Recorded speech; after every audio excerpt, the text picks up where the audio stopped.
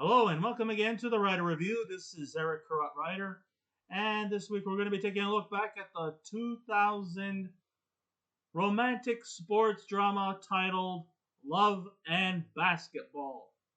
Now, Love and Basketball runs for 2 hours and 4 minutes long. It is directed by Gina Prince-Bythewood, and the script was written by Gina Prince-Bythewood. It is produced by Spike Lee and Sam Kitt. It is composed by Terrence Blanchard. The cinematography by Ronaldo Villalobos. And it was edited by Terrelyn A. Shropshire. And the stars of the movie are Omar Epps, Sanaa Lathan, Alfre Woodard, Debbi Morgan, Dennis Haysbert, Glendon Chatman, Kyla Pratt, Harry J. Lennix, Christine Dunford, Erika Ringor, Regina Hall, Naykia Harris, Boris Kodjoe, Gabrielle Union, Monica Calhoun, Tyra Banks, and Al Foster. Now, what did I think of this movie? Well, okay. There is no denying that this film, Love and Basketball, has what it takes to combine a romantic drama while also making the sport of basketball the drive that brings the two lovebirds together to make the perfect couple. But what stands out about this movie is that it doesn't fall victim into sentimental mush, but at the same time, the payoff in the end doesn't escalate into a big climactic game where the stakes are high.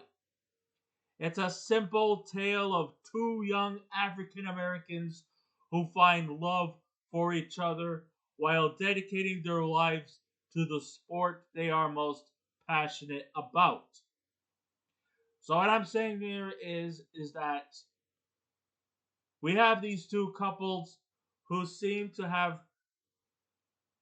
a a fondness for the sport of basketball, and it's their love for the sport that brought these two together. I like the way how this relationship goes, although sometimes there might be a few disturbing things to watch about them because sometimes they tend to be very competitive with each other, and sometimes they could be also quite aggressive and even at times toxic towards one another, whether it be trying to upstage one another or whether they're trying to get into the sport that they are most passionate about. Both of them have great ambitions. Both of them have this this love for the sport of basketball, but most importantly, it's this sport that is the catalyst for what is to be a promising long going relationship. And even though there are many setbacks and many drawbacks from these two characters, one thing we can always count on, and that is, in the end, they will always find each other. And sure, they are faced with their share of trials and tribulations. That's what is the beauty about this story. Both of them are very flawed individuals. There is no, Mary Sue type of characters where, oh, she's never played a game of basketball in her life and just seems to just organically play basketball just like that and is able to just easily coast through life without any kind of trial or tribulation or any kind of struggle whatsoever. No, these are flawed individuals. Now, as much as I like to see a person succeed in life, don't we all? But sometimes you gotta go through a few burdens. You gotta go through a few wedges. And there are a lot of wedges in life when it comes to success and it comes to achievement. It isn't without its gifts. And That's one of the beauty of this movie is that they both know that they're not going to have everything handed to them on a silver platter. They got to work hard. Maybe some people will have to work a little more harder than others, but I think the ones who work the more harder definitely deserve more of my appraisals than those who coast through life easily, or at least easier. And that's what I love about this movie. The movie centers around a young girl named Monica Wright, originally played by Kyla Bratt. Wait, not Bratt. Pratt. Maybe she was a brat. I don't know. No, I'm just kidding. Anyways, yeah. Well, she as a kid, she's played by Kyla Pratt, but in the later film, she is played by Sanaa Lathan, and she has a tomboyish appearance about her, much to the disapproval of her parents and her sister, who want her to have a more feminine outlook. I mean, from the opening scenes, we see three kids led by Quincy and two other kids, two other dudes playing basketball. All of a sudden, another dude shows up, new in the neighborhood, even though they believe that the neighbors don't have sons, they have two daughters. But then all of a sudden, another dude shows up and wants to challenge to a game of b-ball. But when this dude takes off the cap, it is revealed that this dude is actually a female. She's a Her name is Monica Wright, and she is just a natural talent for basketball, and she just seems to just dominate on the court, even if it was just a friendly game of hoops. She could still run circles against these boys. But however, though, she's also faced with a lot of trouble because Monica does not have the seal of approval from her parents. Her mother thinks it's just a game, a stupid game, and should not be taken seriously. Her father says that although basketball might be a passion to her, she may need to find other career options because a career in basketball is not forever. It might be for a long time, but not forever. And besides, it's a contact sport. I mean, injuries happen. And who knows how long you're going to be on the court. You could be on the court for a long time, or your basketball career could get cut short. And the question is, what else do you have to look? You also have to look for second options. Her father suggests that she tries to get an education in another field if basketball doesn't turn out well. But Monica, she wants to make it into the NBA. She wants to be the first female to enter the NBA and be teammates with Magic Johnson. Whereas Quincy, he too also has has aspirations of joining the NBA, just like his father.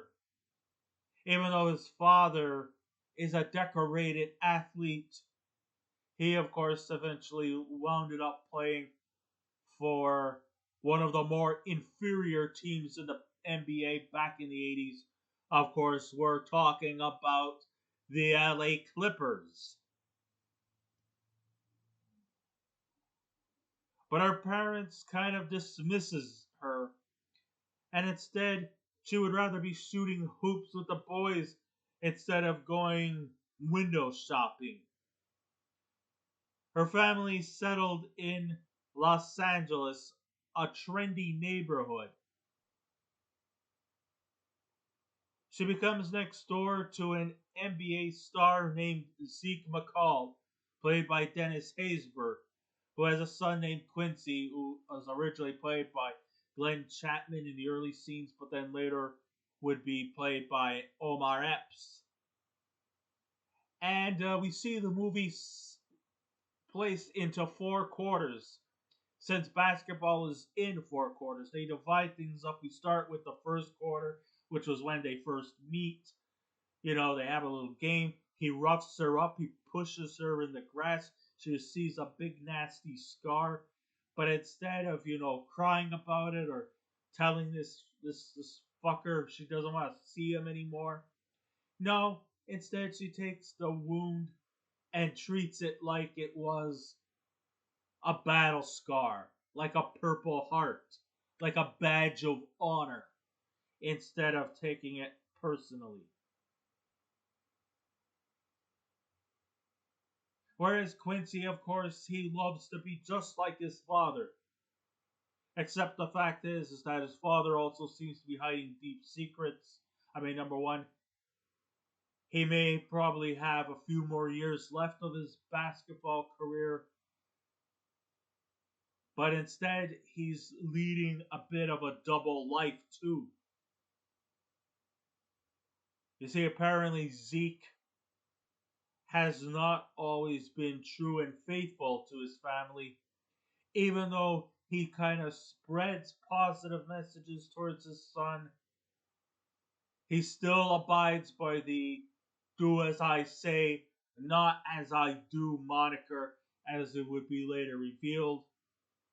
So even though Zeke McCall could be portrayed sort of a bit antagonistic in the story, I would not want to paint him as a villain, as a creepy philanderer.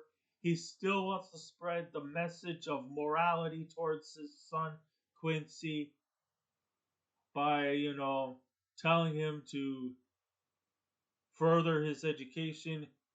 He also wanted Quincy to attend some kind of Ivy League instead of USC, as we would see later on. And also to get a better education so that Quincy could get out of this basketball loving phase and to also try to perform academically because, like I said, there's no predictability as to how long you're going to stay in your respective sport. So there's that kind of wedge that comes between them. Eventually, as time goes on, Quincy starts to show less respect for his father when he actually lies and denies the claims that he's been cheating on his family with another woman. And the proof had to come, which he had to hire a private investigator to make sure that his late night meetings are actually late night meetings, which of course eventually revealed that his late night meetings are with another woman, and it's not for business purposes, but it's for pleasure. And what I mean by pleasure, um, it's in the bedroom under candlelight. Let's just put it that way. In other words, he's fucking with another woman who's not his wife. There, I put it bluntly. So, we look through different time periods. We start with the early 80s when they first meet Monica and Quincy. Then we go to the second quarter, which is when they're trying to get recruited into a college. They're graduating from high school. They're stars on the high school team. They're hopefully trying to get that basketball scholarship. He's getting sort of like drafted into the college team league at USC. She gets accepted to USC, but of course, he's kind of like hitting it off quite easily while she kind of struggles. I mean, hey, this was the dynamics of women in basketball during the 80s. I don't think the WNBA came into fruition. I don't know if it came into fruition in the 90s. I think it was the late 90s is when the WNBA made its inception. I mean, I mean, she had to go to Europe to to play professional basketball. Of course, during her USC time, she gets pushed around and bullied by a coach who seems to somewhat always toughen her up. You know, but the coach reveals that the reason why she's toughening her up is because she sees a lot of potential in her, and in an act of comfort and reassurance, she said that if if I ignore you, that's when you would begin to worry. She only acts tough to those who have potential. Of course, even she has her rival in the basketball scenes at USC, a fellow basketball star. Her name is Cedra O'Neal. At first, their rivalry was much more hostile, but then after Monica saved the team from losing due to a technical foul from a rival basketball player, she went from being ridiculed, and the rivalry between her and Sidra were more on friendlier terms. Her and Quincy, of course, have their share of on again, off again in terms of relationships, as Omar himself has been seeing other girls. Hey, the guy is a handsome man, and a lot of girls seem to find the attraction in him. I mean, there are some parts that kind of are a bit illogical, especially when it came to him. You know, uh, I think it was on the night of their wedding. He was about to be married to Tyra Banks's character, but then after a game of hoops and a deal, he eventually just called the wedding off. I mean, all those plans, all those all those people who had anticipated a big wedding, well, that was all just thrown in the trash over a game. I thought that was kind of a bit weird, but still, nonetheless, I think these two were meant to be each other, and basketball was the catalyst for bringing together the relationship between Monica and Quincy. No matter what, even if they go out with other guys or go out on their own, one thing is guaranteed: they always seem to end up back with each other again. Whether it be playing a game of hoops, whether it be, comforting each other during their difficult times, especially when his parents start arguing and he just sneaks into her bedroom just so that he doesn't have to hear them arguing. I mean, she knows what's going on. There's a lot of arguing in this one. There's a lot of conflicts that's going on. Not just between his parents, her parents too. Her mother wants her to be, you know, a girly girl type instead of a tomboy. Her sister also wants her to be more feminine, things like that, and less boyish. I know that sounds a bit sexist on my part, but that's kind of like what the dynamics were, especially in the 80s and 90s, you know. But no matter what happens, they always seem to wind up back with each other. I mean, of course, they're there for each other when she's facing trouble, or when he's hospital, or when Quincy's hospitalized, when he tore his ACL. That looked nasty. I mean, that could also like almost end your basketball career. I mean, it seems that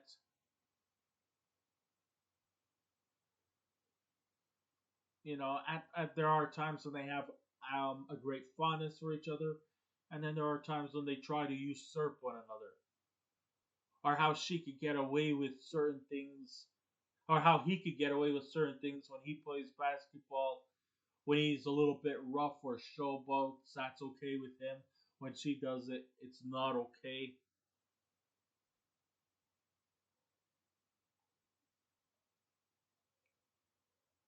So, that's how things go. And in the end, the final scenes, we actually see her playing WNBA, and she's going by the name of Monica Wright McCall, which means that they eventually got married and has a daughter. And the last scene even sees the daughter scoring points, playing basketball with a little toy hoop. So eventually, what started as a friendly game of basketball on a court on a on a in a driveway, it would eventually lead to marital bliss. The question is, are they going to be loyal and faithful to each other? Who knows? There's no real dismissal to this fairy tale story with a bit of a sports background. So we start off in 1981. Monica and Quincy meet for the first time. They challenge each other to a casual but competitive basketball. As Monica scores the first point, then Quincy gives her a shove that results in getting a scar that remains on her face permanently. Like I said, she doesn't take it as a personal thing. She knows that, hey, basketball, you could get a little roughed up here and there. And she takes her wound like she just received the Purple Heart in her honor. But under that moment of roughness, Quincy then takes a liking for her and asks if they would like to be together. At first, she scoffs at the idea, especially the part when he wanted her to ride her bike, ride on his bike, but she would rather prefer to ride on her own bike. She's independent. She doesn't want to comply to everything that he does. And so then they start roughing each other, play fighting on the grass.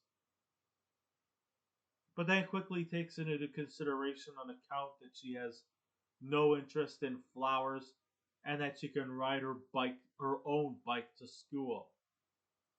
It shows that Monica is okay with having a boyfriend, but she likes to set her own regulations and independence, making her a very empowered individual. So as we move forward to 1988, Monica, played by Sanaa Lathan, and Quincy, played by Omar Epps, are now high school seniors, and they are ready to make it into the real world. And even though they're not in any steady relationship, they do remain close to one another like friends. Like I said, they're always there for each other. They're just a window away from each other. Especially when Quincy's parents start arguing with each other, or when Monica's parents give her a hard time to give up this whole basketball thing and to concentrate on other things in life, or to make her more feminine. There's a memorable argument that breaks out between her and her mother when she says that she feels ashamed that her mother has to be almost like a certified housewife to her parents, her father, saying that she's got no ambition in life. And she says that, listen, when I was your age, I had dreams, I had ambitions. But when I gave birth to you and your sister, I wanted to be as good of a parent as can be.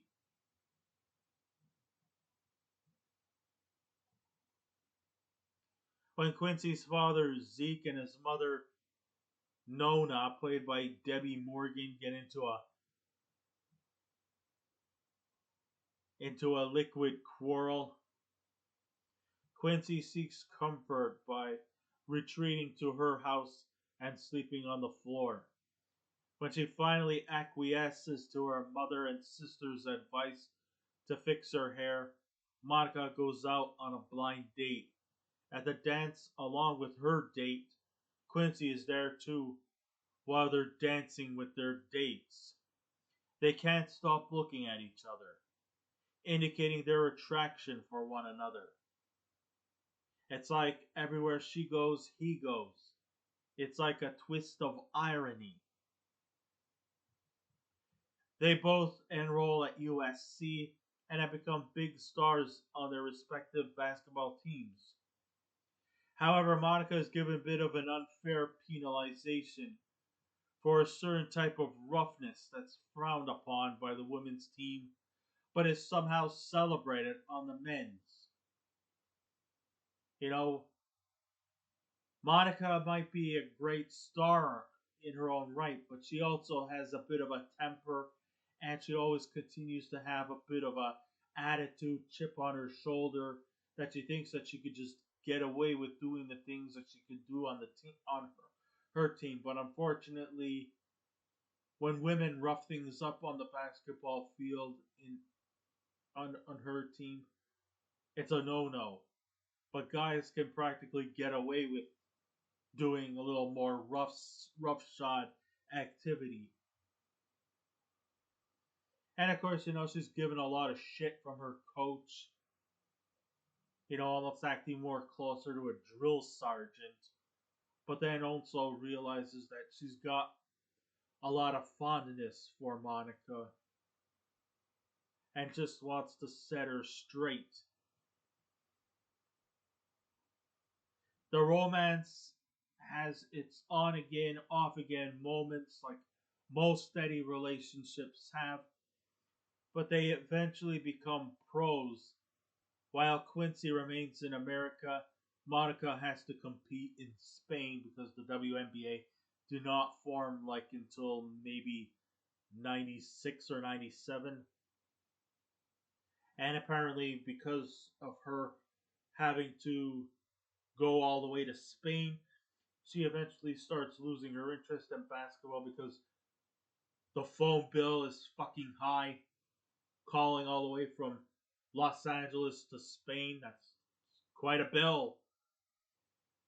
And staying in a country where she doesn't know anyone, she decides maybe basketball is not for me. She eventually ends up taking her father's advice and works at his bank as a clerk. And maybe even trying to show that not everybody who graduates from USC on a basketball scholarship really actually ever has a life doing basketball.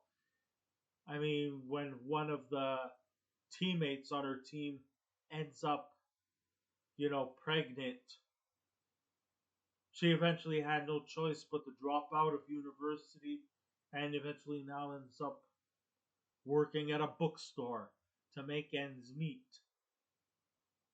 So she went from like Big Tony to Book Tony. And while that did not happen to Monica, by the way, she just lost her interest. And when Quincy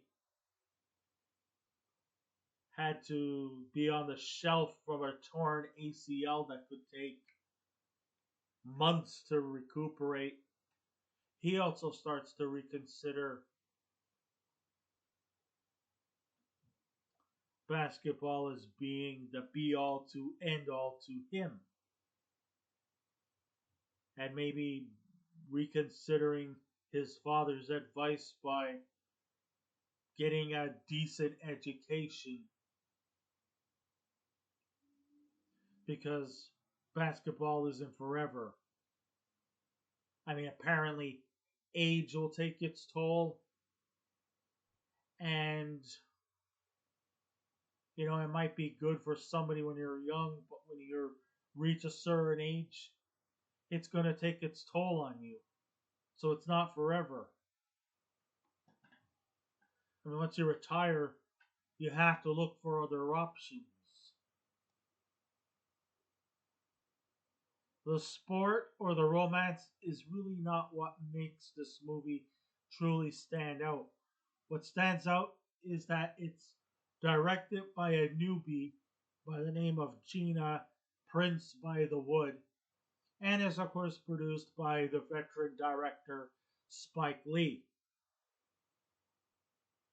I mean, I like the idea that this was written and directed by a female because at least you get to see this movie told mostly from a female perspective, and it's just a refreshing thing to see in this movie. It doesn't go by way of like extreme feminism, while at the same time seeing a woman being more independent and empowered just makes this movie more beautiful in its own ways. It remains sincere when talking about love and sex, and it's handled in a subtle and mature way. It also observes the world of basketball through hard work, skill, dedication, as both of our main characters decided to make a career doing what they love best. In spite of people saying, no, you should seek other options, these two stubborn individuals will not let anybody or anyone stand in the way from what they are most passionate about. And it's not like they're completely shoving them out of the way. They just want to do what they are, what their mind is, what their goal is, and what their ambition is. And you got to give praise to that. The finale is more about dedication and perseverance instead of scoring the last second final score. In fact, the climax isn't about basketball. It's about winning the heart between the two to see once and for all if Monica and Quincy can make it as a couple. The sport of basketball is really not the primary topic of the movie, but more or less brings a connection between two individuals who share the same interest, and that brings these two together. Performance wise, Omar Epps is wonderful in his role, though he might be a tad too old to be playing the role of a high schooler.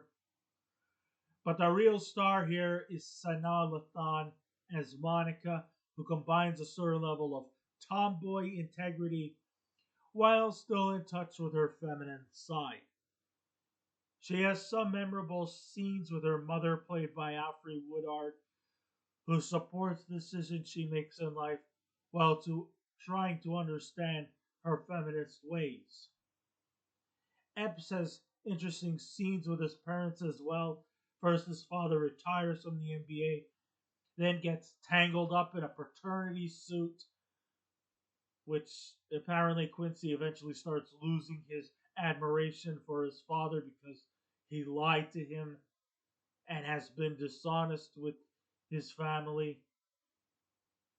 And Quincy also questions his true feelings about his parents in heart wrenching scenes. So there's a lot of dramatic conflicts between both sets of parents, but it's not done in a way where it's like heartbreaking and tear inducing, but it's still, effective storytelling in trying to keep things on a more realistic platform.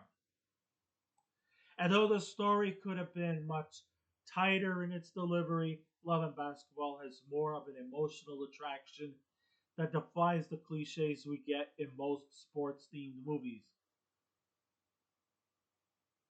It focuses on the relationship of the athlete and what they go through in their personal lives rather than psych up for that grand sport finale.